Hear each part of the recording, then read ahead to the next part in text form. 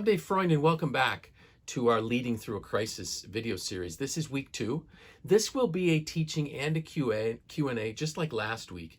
The difference is we decided to do a video recording so that we could improve the quality and it would be easier for us to post on our YouTube channel.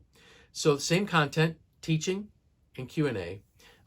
The other thing that we wanted to be able to do was still give you the opportunity to ask questions that I'll answer. So you can go to info@macne.org.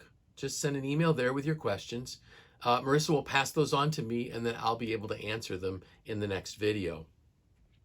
Last week, what I talked about was the need for you as a leader to secure your oxygen mask first so that you would be able to help others. Similar to the protocols we get on an airplane, you really need to do that. If you're not mentally and emotionally in the right place to lead, you won't be able to. So please don't try to be a hero. You have to be in the right place to be able to lead your team.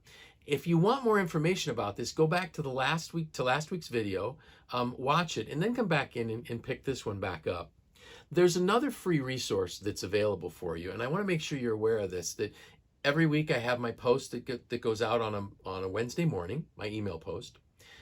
But also what gets released on that Wednesday morning is the next episode of the Next Page podcast that Marissa and I do. And for the last few weeks, we've been talking about the crisis. We've been talking about how to lead through it. I actually went through 9 steps over a course of 3 podcasts that will help a leader understand how to lead their team through a time of crisis.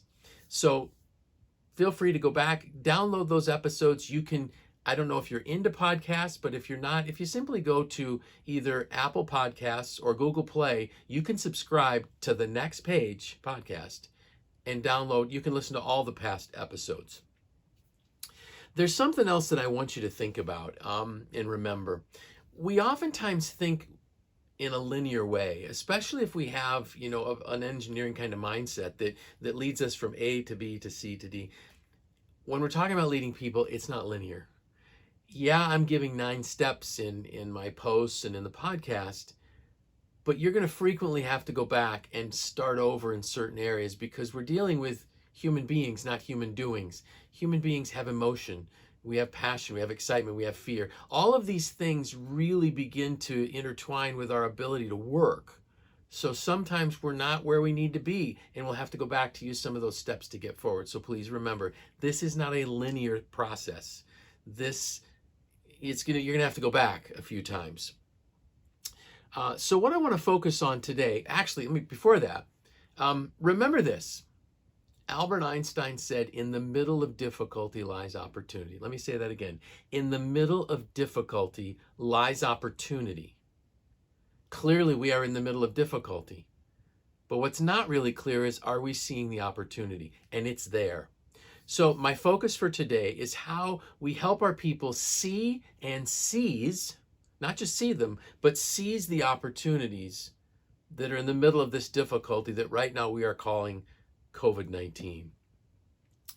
I want to give you a definition of a crisis. And this is a definition that my mentor and friend John Maxwell gave. And this is what he said. He said, a crisis is an intense time of difficulty requiring a decision that will be a turning point. Let me say that again. A crisis is an intense time of difficulty requiring a decision that will be a turning point.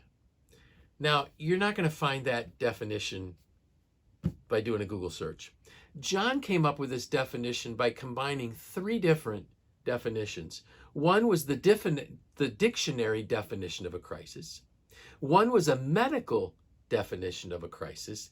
And the third was the Greek translation of the word crisis. And that's how he came up with this, and I'm going to say it again. A crisis is an intense time of difficulty requiring a decision that will be a turning point. So how do we move our people to the point of from crisis to the turning point, finding the opportunity? And it's going to take some effort.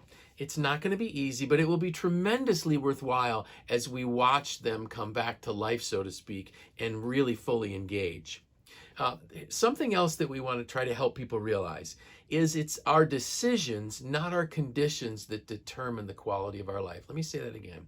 It is our decisions, not our conditions, that determine the quality of our life. People need to realize that we have the power within us, based on how we view things, to dramatically affect the quality of our life. So let's get a little bit deeper here. One of the things we need to realize is that for us to lead our team, we have to come alongside them. Don't lecture them. They don't want a lecturer. They don't want a teacher. They want a friend. They're not in a place mentally and emotionally to be given directives. And something else that I want you to think about. You can't motivate someone through a crisis. You can't motivate a company through a crisis. You lead them through the crisis. You lead them by going first, by showing yourself as that leader that has put the oxygen mask on and gotten into a place where they're really able to now deal with the crisis. It doesn't mean we're superhuman. We're going to have bad days, and that's okay. It's okay to be real.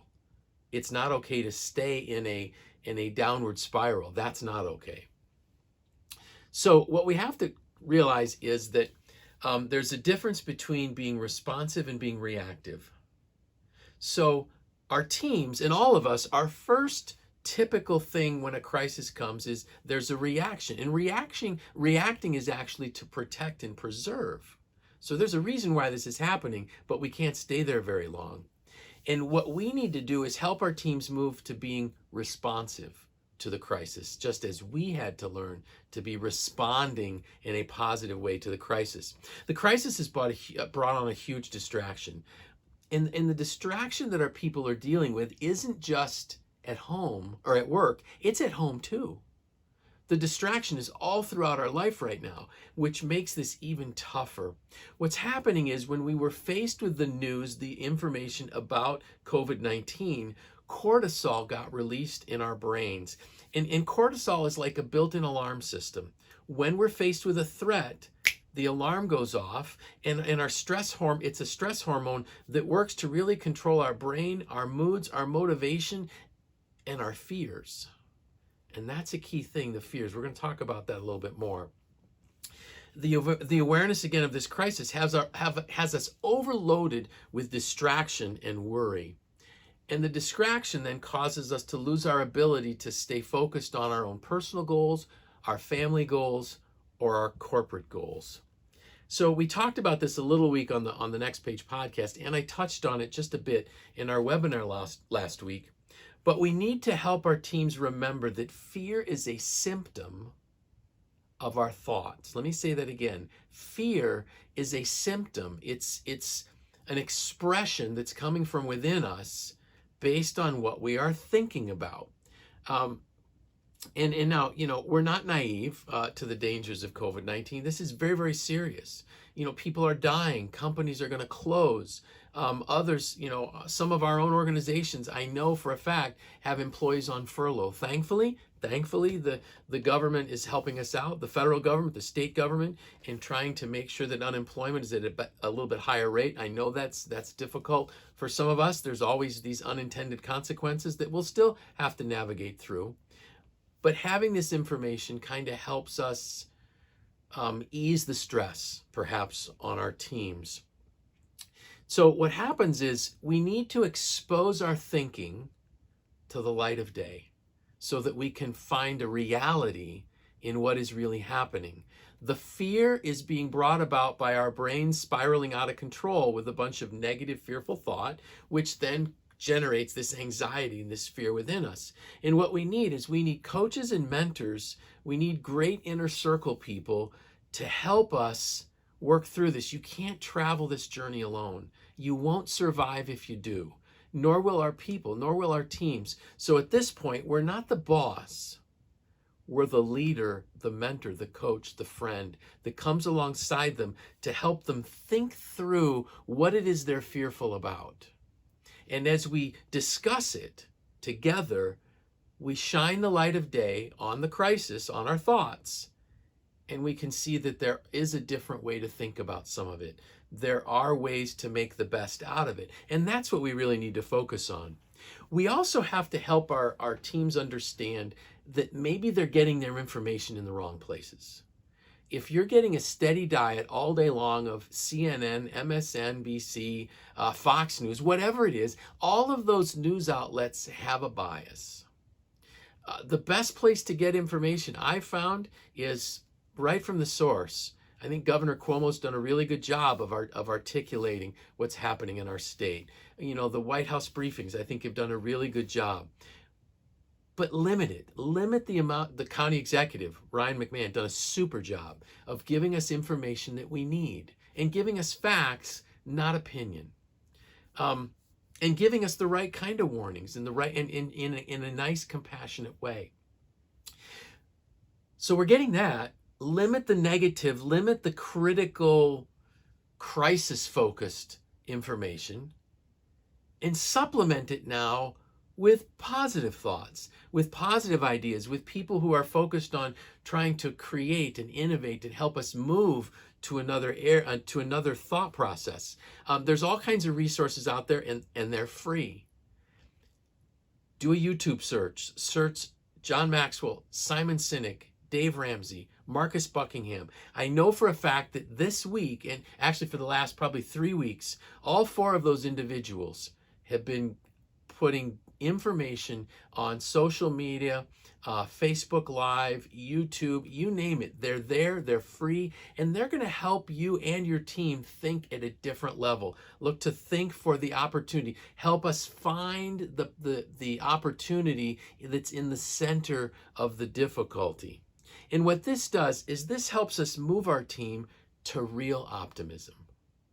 I'm not talking about positivity. Positivity is like, well, things aren't really that bad. No, that's pretending. That's foolishness. That's not leadership at all. But moving us to an opportunity, a real opportunity, moving us to optimism, to telling us that, you know, we've been through these things before. And somebody's going to say, you know, would say to me, Dave, how do you know we're going to make it through this? And I could say to them, have you ever been through a crisis before in your life? Have you ever been through a difficulty in your life? Now, depending on their age, I may have to help them understand what difficulties they've been through. But the fact that they came through it, they themselves are the living proof that they can get through it. They've been through it before, and it now becomes a learning opportunity, an opportunity for growth. On the last podcast that Marissa and I recorded, we talked about rapid growth that can occur in a time of crisis. So what do I mean by this? You can't, we need to help our teams move to this creating of a new environment, designing the new reality, the new normal. What is it? And we don't do it by lecturing people. We don't create optimism by lecturing or by preaching on the top of a soapbox. As I was thinking about this, I was listening to some other thought leaders talk about it, I was reminded of 9/11. Now, most of the folks that are working for us will have some recollection to some degree of 9/11. They might have been young, but if they're getting closer to my age, of course, not many people are. I'm 58, so I'm getting older, but they lived through 9/11. One of the beautiful examples of what I'm talking about in terms of realistic optimism and telling a story. So don't preach, tell a story. Tell a story to your people. Help them see that they've been through this. And one of the great ones, and I've got it written down here, so I don't want to forget it. George W. Bush, President Bush, down in Ground Zero, just after the towers had fallen. He's pulled up onto a crushed fire truck. He's standing next to the fire chief for New York City. And I know as soon as I start this, you're going to remember him saying this. Do a YouTube search on this one. It's inspiring. He's assessing the wreckage. He looks around. He sees just this carnage everywhere. And he has a megaphone. And the people, the workers at Ground Zero were having trouble hearing him. But he said these words, "I can hear you. The rest of the world can hear you. And the people who knock down these buildings will," let me read it again because I read it wrong. "I can hear you. The rest of the world can hear you. And the people who knock these buildings down will hear from all of us soon." Now, that's all he needed to say. They were cheering. They were energized. They were ready to go. He gave them something that they could act upon, and that was the key. He leveraged the energy of the crisis into action. Now, for them, it was a pretty bleak thing. They were having to dig through rubble trying to find survivors. And we all know that there were very few that survived the collapse. If they were in the building, it was a tragic end. But they made it through. And he gave them something to think about. He gave them something that they could act on. So what we really need to do with our teams is, and there's three things that I want us to remember here. We need to give our team something to work on. So the first thing we're going to do is we stabilize them. This is the coming alongside, help them understand, that some of this fear that they're feeling isn't as real. It's real to them, but it's real based on their thoughts. So by helping them think different thoughts, we reduce the fear level. That's getting them stabilized. Getting them organized, finding ways to get them back in the groove, and then mobilizing them, giving them opportunity to work on something, helping them think through something, helping them to move from reaction to creation of new ideas, the new normal. So those three again are these: stabilize, organize, and mobilize. Our people are looking for something to do. We need to give them something to do. If they're working from home and it's not filling up their day, find online trainings that they can take advantage of. Give them opportunities to work in teams on creating the new normal. What might that be? I was just thrilled when I was starting to hear things. I got my son Jeremy works at Krause. Actually, two of my sons work at Krause. And Jeremy sent me a message that said, hey, just want to let you know that yesterday Ford Motor Company sent 1,200 plastic face shields to the hospital. Now, tongue-in-cheek, he said, unfortunately, it didn't have the blue oval on it. But isn't that amazing? Ford doesn't make face shields. They make cars. Well, wait, now they make cars, face shields, and ventilators. General Motors making ventilators. I was in manufacturing long enough to know that in a 3-week time frame, it's hard to tool up for anything. They tooled up. They got it done. There's a company here in Central New York, here in Syracuse, a higher tech kind of company that designed a ventilator and is willing to give the drawings away. I saw it on the news. That's exciting. That's energizing. What they did was, rather than having their people sit there in fear, they stabilized them, organized them, and mobilized them. So that's the key to getting our teams going. So now I do have some time, and I'm going to answer some questions. I've got about 8 questions here. A couple of them are very similar. The first question is this: what mistakes do you see companies making as they go through a crisis? The greatest mistake that they make is this one. It's the way the question was worded. What mistakes do you see companies making as they go through a crisis? You don't grow. If you go through a crisis, that's the mistake. You need to grow through a crisis. I think the biggest mistake companies make is, number one, the leader doesn't secure their oxygen mask first. And they don't find a way to get the team refocused on opportunity and growth. It's going to be hard. We're going to have we've got to spread out our shifts. Our teams have to work multiple shifts so they're not too close together. Some people are at home, some people are at work. Find a way. Remember, we stabilize, we organize, we mobilize. And companies that don't do that may not survive. And when they do, if they do survive, they may be on life support for a while. What advice would you give a young leader who is incredibly worried and stressed out at this time? That's a great question. The first thing that I would ask that young leader is, where are you getting your information from? Are you giving yourself a full diet of CNN, Fox News, MSNBC?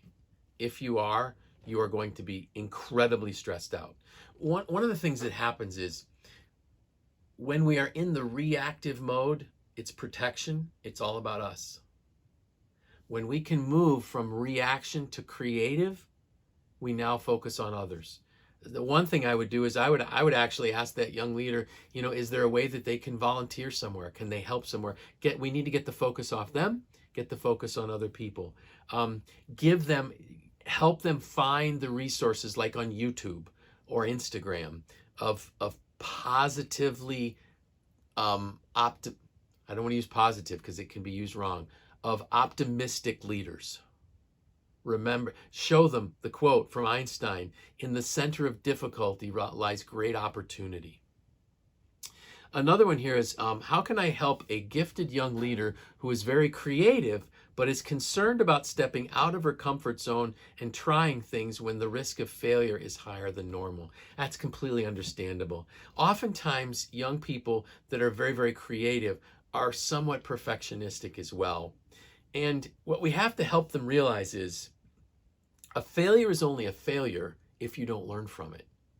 We need to view failure as an iterative process to greater success. So I would just encourage this young leader, use her creative skills, help her to realize that it doesn't have to be perfect the first time.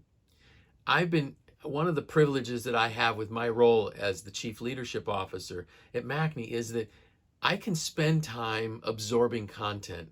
When I was running a factory, like many of you are, or a business, I didn't have the time to absorb the content like I do now. So for the last few weeks, I've been absorbing a lot of content. I've actually been getting a lot of information given to me in free lessons and things that I could go through. I was going through one of them yesterday morning, and there was a typo. This came from the John Maxwell Company. There's a typo. Why was there a typo? Because they turned it out quickly.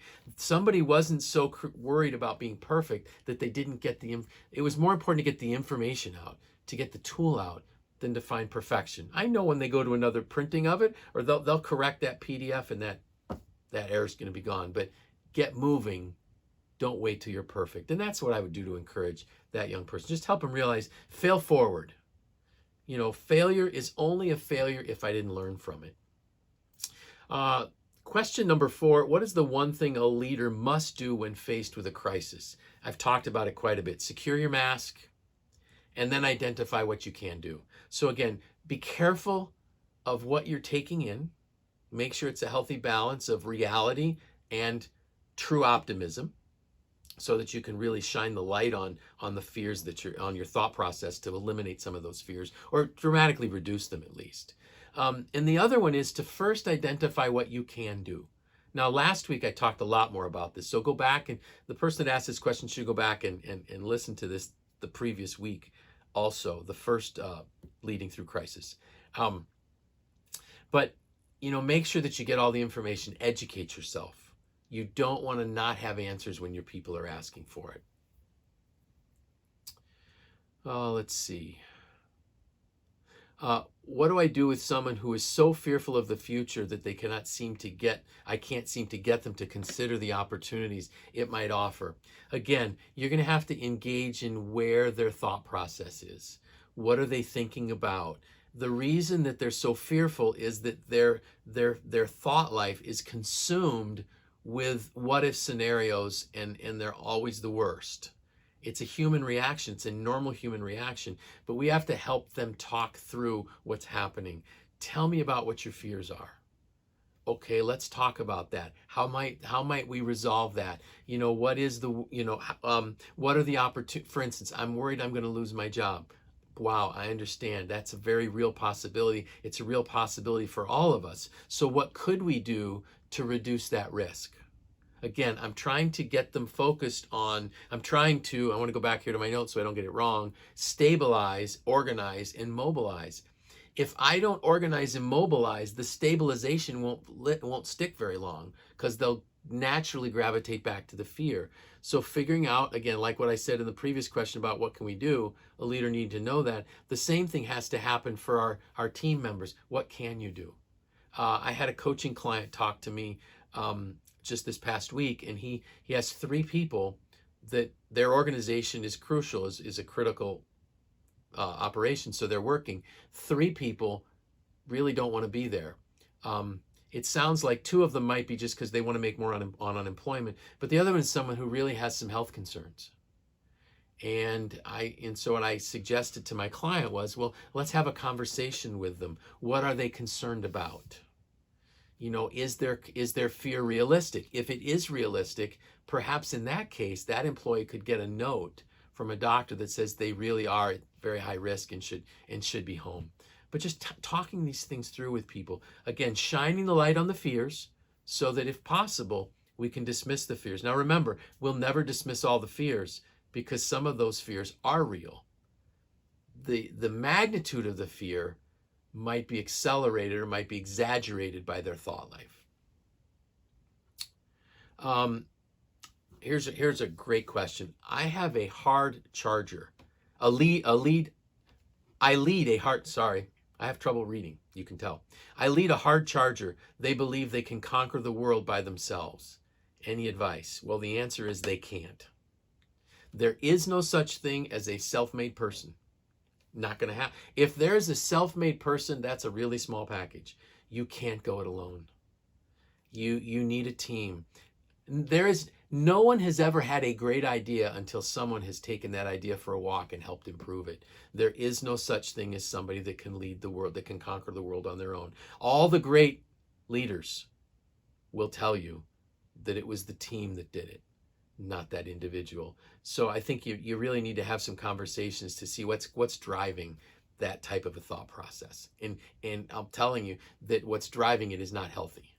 So we have to help them overcome that. They need others around them to help them become better. And also, for instance, if they're a hard charger and they want to be a leader, we might want to just start by telling them leadership is never about them. It's always about the team. You always have to put your team first. Here's a great question. How do I lower fear? The person that they're talking about just wants the old back. I'm sorry, it's not coming back. The old normal that we had is gone. And the longer we hold on to the past, the longer we're not going to be able to leverage and embrace the future. The quicker we can let go of what was and embrace what is, the better future we create. There's one of my mentors said this a few weeks back. There's great opportunity. Can you see it? He said, and if you can't, it will be gone soon. There is the opportunity that can be found in the center of a crisis has a limited shelf life, because either you're going to embrace it or someone else does, and the opportunity might be lost. So I would just say to them, how do I lower fear? I've talked about it several times. Shine a light on the fears. The fear, the level of their fear is being driven by their thought life. Shine a light on it, lower the thought, lower the anxiety, and we should be able to get them to breathe and just help them realize that, the old doesn't exist anymore. And that's probably good, because the old gave us COVID-19. Let me explain.